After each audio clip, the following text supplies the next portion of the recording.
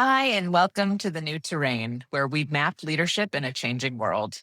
Today, we are digging into the stress that leaders face, habits that wear teams down, and the shifts that build sustainable resilience and clarity. In this three-part series, we'll explore how to break the cycles of reactivity, the burnout trap, and how to build resilient teams. This isn't just a discussion, it's your roadmap for leading with resilience in the face of change. Are you ready to join us? Hi, I'm Leah Zelinsky, co-founder of Gather and Grow. I'm joined by my partner and co-founder, Anique Coffee, and Alison Campbell, founder of Unburnt.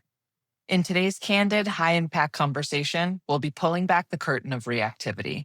We'll explore how leaders can spot stress patterns early and how to lead with energy, empathy, and impact. So, Anique, let's start with you. What does reactivity look like in leaders and in teams?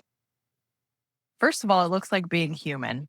We talk about this a lot with our clients. This is something that is just part of who we are. Reactivity happens to us all the time. It's actually one of those fight, flight, freeze things that just happens as in our human nature. So, first of all, I want to normalize reactivity because it's just who we are. And it's actually there to protect us.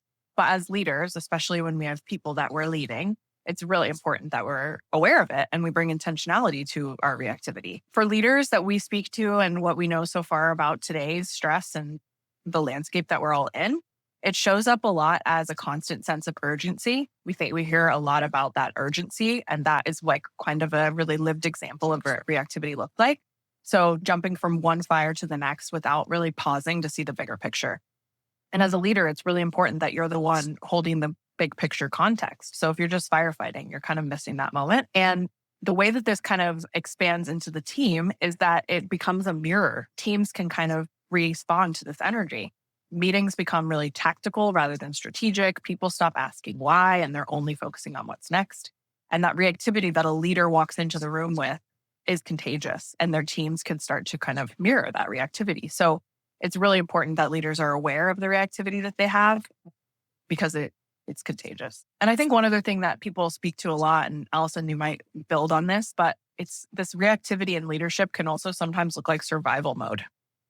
Everything feels urgent. Nothing gets the space to be intentional. It totally drains creativity and weakens decision making and leaves no room for intentional leadership. So the TLDR for me is it's the opposite of presence. You're leading from adrenaline, not alignment.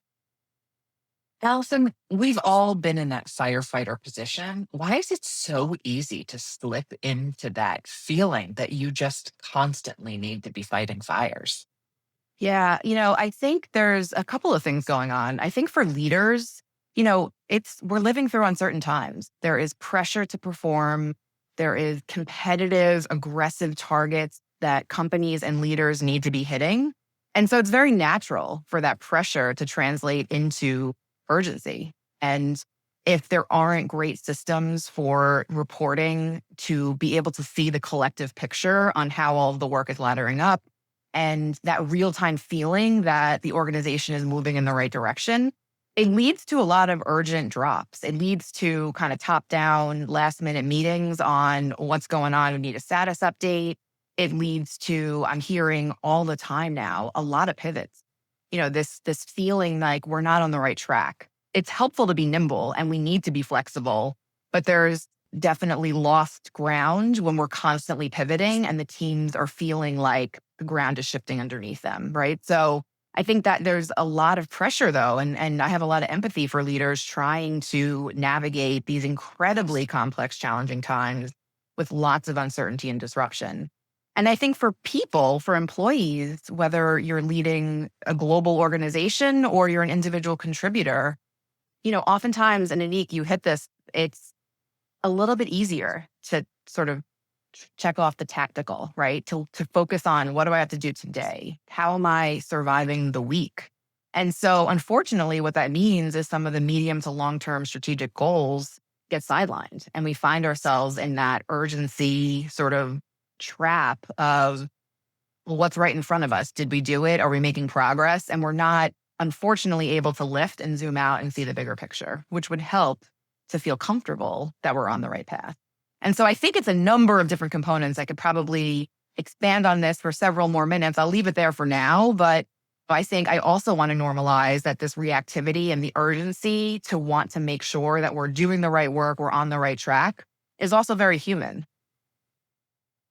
It absolutely is. And so often when you see teams faltering, it's because they don't know what's coming next. You said that this is, kind of unprecedented times, but it's been about 5 years of unprecedented times. And at this point, the pivots and needing to reset and needing to recalibrate, it's the way that things just are now. And both leaders and teams don't yet have the experience to be able to recalibrate to what that looks like and how to be able to metabolize that in real time.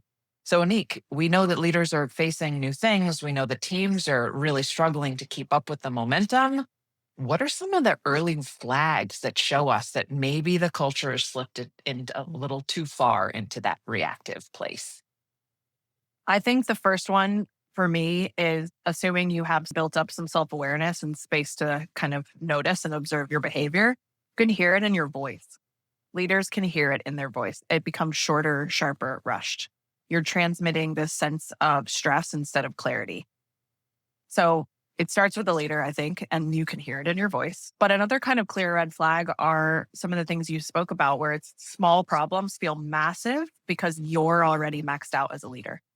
It's that sense of engulfment when you're like, whoa, I can't take on another thing, even if it's small. So the small issues become like out of control big. Everything feels like a now problem, back to that sense of urgency.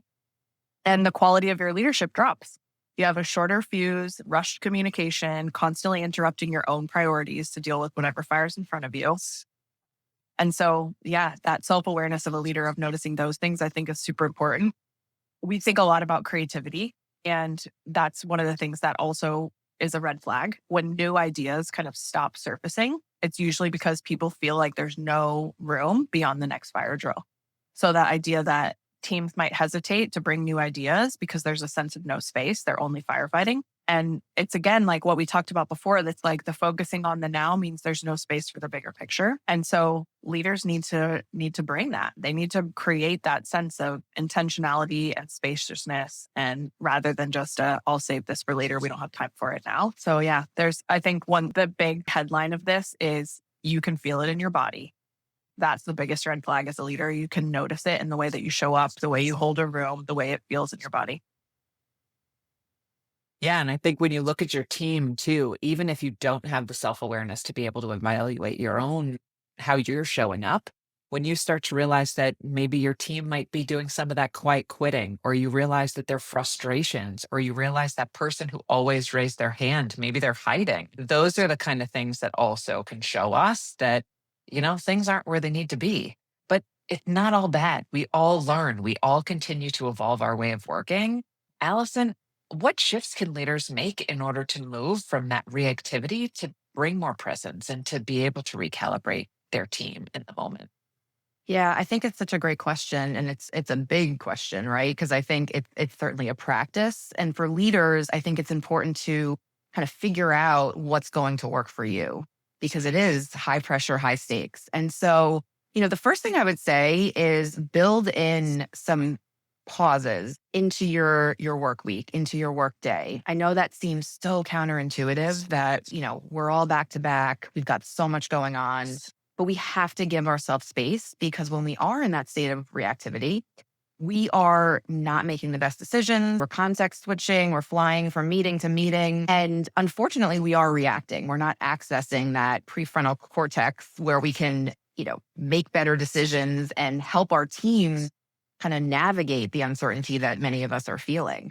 And so I think it's absolutely critical to build in pause, rest, but also just space in our calendar. If you are looking at your calendar and you're seeing back to back with no space to step away from your screen or sort of reassess, take stock. Okay, what just happened this morning? How do I need to either pivot or show up differently this afternoon? It's critical for leaders to bake in that time, into their calendars and into their work week. And I think, you mentioned something, Anique, around you can hear it, you can feel it in your body. And I think it's a place to invite curiosity. I think I often talk to leaders about just asking a question Like, how's it going? And it seems so basic, but I think a lot of us are worried. If there's layoffs in an organization, perhaps as a leader, you're just trying to make it through the week without someone asking a tricky question you don't know how to answer, right? But taking stock and really getting a pulse check on how your team is feeling is critical, because by understanding kind of the temperature of the broader team, you can help then, sort of reflect on, well, what needs to change, not only in how I'm showing up, but maybe in the plan. And it could be as simple as, you know what, we need like one more cycle of feedback in a certain process, or we need just one more report so people have the visibility in terms of what's going on. So I think there's absolutely a place here to invite curiosity, ask the questions, and check in with your team on how they're feeling so that you can onboard that into how things are going. One thing that I've heard from both of you that hasn't been said explicitly is just humanity. Yeah. So often leaders feel that they need to be perfect. They need to go into robot mode. They need to be just being strong and being the backbone and not showing any kind of fallibility. And that's actually super, super toxic for teams. And so just inviting in that humanity. One of my favorite practices that I do myself is that I look at my calendar every week and I decide, what am I giving myself permission to not do? What am I going to give myself permission to be able to cancel out of, to cancel that plan, to not do that thing because I need more space? And being able to give yourself that permission to be a real live 3-dimensional human being is one of the most important things that you can do as a leader in order to bring yourself back together. So that's the end of this episode. Thank you for joining us today. Reactivity is part of leadership. We know that that's the case, but noticing it early is what helps let you respond with clarity and intention. Next time, we'll look at what happens when survival mode becomes the default and how it leads to burnout. Thanks for joining us today. See you next time.